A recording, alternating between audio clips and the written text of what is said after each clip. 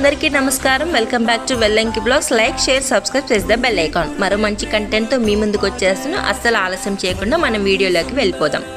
శ్రీ వరాహమూర్తి, వరాహ అవతారము, వరాహ స్వామి, ఇవన్నీ శ్రీ మహావిష్ణువు 3వ అవతారమును వర్ణించే నామాలన్నమాట. హిందూ పురాణాల ప్రకారం త్రిమూర్తుల్లో విష్ణువు లోకపాలకుడు, సాధు పరిరక్షణ కొరకు, దుష్ట శిక్షణ కొరకు ఆయన ఎన్నో అవతారాలలో యుగయుగాన అవతరిస్తూ ఉంటాడు. అలాంటి అవతారాలలో 21 ముఖ్య అవతారాలను ఏకవిశంతి అవతారములు అంటారు. వానిలో అతి ముఖ్యమైన 10 అవతారాలను దశావతారాలు అంటారు. ఈ దశావతారంలో 3వ అవతారము వరాహ అవతారము. మహాలక్ష్మిని సంబోధించే శ్రీ అనే పదాన్ని చేర్చి శ్రీ వరాహమూర్తి అని ఈ అవతారమూర్తిని స్మరిస్తారు. వరాహ అవతారం హిరణ్యాక్షుణ్ణి చంపి భూమిని ఉద్ధరించి వేదాలను కాపాడిన అవతారం. స్వామి ప్రార్థనలో ఒకటి ఇది వరాహమూర్తి, యజ్ఞ వరాహమూర్తి, మహాసూకరం అని నామాలు కూడా ఉన్నాయి. తిరుమల కొండపై మొదట వెలిసిన స్వామివారు వీరే. వీరి అనుమతితోనే వెంకటేశ్వరుడు అక్కడ నివాసము ఏర్పాటు చేసుకున్నారు. రాక్షసునితో భయంకరంగా యుద్ధం చేసి చక్రాయుధాలతో వానిని సంహరించి భూమాతని జలముపై నిలిపిన స్వామి, వేదాలను రాక్షసుల బారి నుండి రక్షించిన స్వామి, లింగ రూపంలో వెలిసిన శ్రీ లక్ష్మీ నరసింహస్వామి. నరసింహస్వామి అనగానే సింహం ముఖంతో, మానవ రూపంతో, రౌద్ర రూపాన్నే ఊహించుకుంటాం కదా. స్వామి లింగ రూపంలో కూడా దర్శనమిస్తారని మీకు తెలుసా?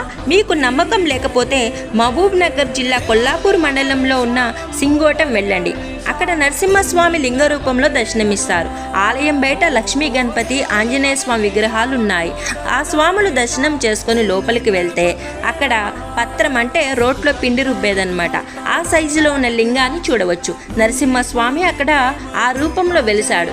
దాని కథ ఏమిటో ఇప్పుడు నేను చెప్తాను. 1000 సంవత్సరాల క్రితం ఈ ప్రాంతాన్ని సురభి వంశానికి చెందిన సింగమనాయుడు అనే రాజు పరిపాలిస్తున్న సమయంలో ఈ స్వామి ఆవిర్భవించటం జరిగింది. సింగపట్టణం గ్రామానికి చెందిన ఒక రైతు తన పొలం దున్నుతున్న సమయంలో నాగలికి ఒక రాయి అడ్డు వచ్చింది. ఎన్నిసార్లు దాన్ని తీసి పక్కకు పెట్టినా తిరిగి అలాగే నాగలికి అడ్డు వస్తూనే ఉంది. ఆ రైతు చేసేది లేక తాను పేదవాడినని, పొలం పండిస్తే గాని తన కుటుంబాన్ని పోషించలేనని, తన పనికి ఆటంకాలు రానివద్దని శ్రీమన్నారాయణ్ణి ప్రార్థించాడు. భక్తుడి మొరవిన్న భగవంతుడు ఆ రోజు రాత్రి సింగమనాయుడి కల్లో కనిపించి తాను ఉత్తర దిశలో ఉన్న పొలంలో వెలిశానని, తనని రైతు గుర్తించలేకపోయాడని, తనని గుర్తించి ప్రతిష్ఠించి పూజలు జరపమని ఆదేశించాడు. రాజు తలుచుకుంటే కాని పనేముంటుంది. ఆయన తన పరివారంతో వెళ్ళి స్వామి చెప్పిన గుర్తుల ప్రకారం వెతుగ్గా లింగ రూపంలో నాకు శిల కాంతిలిండుతూ కనిపించింది. అదే రాత్రి కలలో స్వామి చెప్పిన విగ్రహంగా గుర్తించి దాన్ని ఊరేగింపుగా తీసుకొని ఊరిలోకి రాగా ప్రస్తుతం ఆలయం వెనక ఉన్న ఎత్తైన బండ దగ్గరికి వచ్చేసరికి స్వామి ఆ శిలను తెస్తున్న వ్యక్తిని ఆవహించి తాను లక్ష్మీ నరసింహుడని చెప్పారట.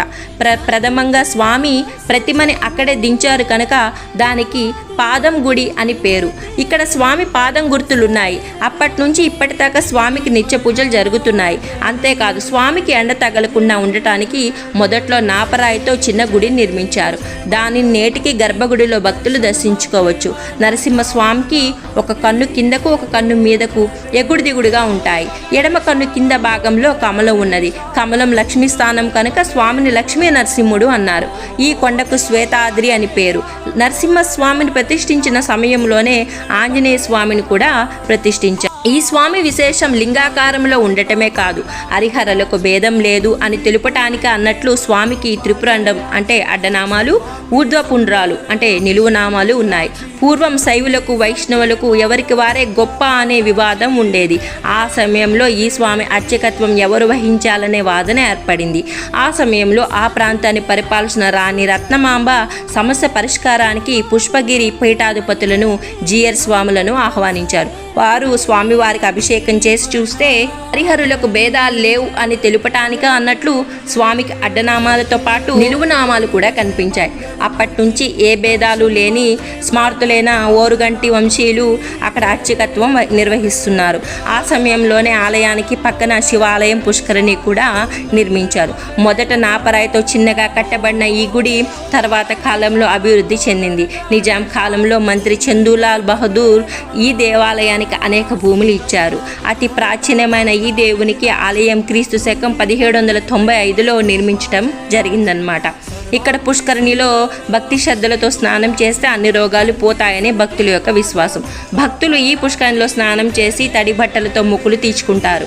అంతేకాదు భక్తులు ఈ పుష్కరిణిలో బెల్లం గడ్డలు వేసి స్వామికి మొక్కుతుంటే తమకు లేచిన గడ్డలు కురుపులు పోతాయని విశ్వసిస్తారు.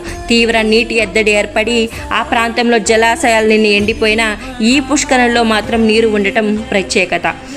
ఇక శ్రీ నరసింహస్వామి ఆలయం ఎదురుగా 6 కిలోమీటర్ దూరంలో రత్నగిరి అనే కొండ ఉంది. ఈ కొండ మీద క్రీస్తు శకం 1857లో రత్నమాంబ రత్నలక్ష్మీదేవిని ప్రతిష్ఠించారు. ఈ కొండ మీద కనిపించే భవనం కొల్లాపూర్ రాజావారి పురాతన విడిది భవనం అన్నమాట. ఇక ఉత్సవాలకు వస్తే సంక్రాంతి నుంచి వారం రోజుల పాటు ఇక్కడ బ్రహ్మోత్సవాలు జరుగుతాయన్నమాట. 25 రోజులు జాతర జరుగుతుంది. వీటికి అత్యధిక సంఖ్యలో ప్రజలు హాజరవుతారు. మహబూబ్ నగర్ జిల్లాలోని కొల్లాపూర్ మండలంలో ఈ క్షేత్రం కొల్లాపూర్ నుంచి 8 కిలోమీటర్ల దూరంలో ఉందన్నమాట. చూసారు కదా ఫ్రెండ్స్, ఈ వీడియో మీకు నచ్చినట్లయితే లైక్ చేయండి, షేర్ చేయండి, సబ్స్క్రైబ్ చేసుకోండి. పక్కనే ఉన్న బెల్ ఐకాన్ని యాక్టివేట్ చేసుకోవడం అస్సలు మర్చిపోవద్దు. మీరు కూడా స్వామిని దర్శించుకొని స్వామి కృపకు పాత్రలు కావాలని కోరుకుంటున్నాను. మీ వెల్లంకి బ్లాగ్స్ చూస్తూనే ఉండండి. మీ మాలతి బాబు. బాయ్.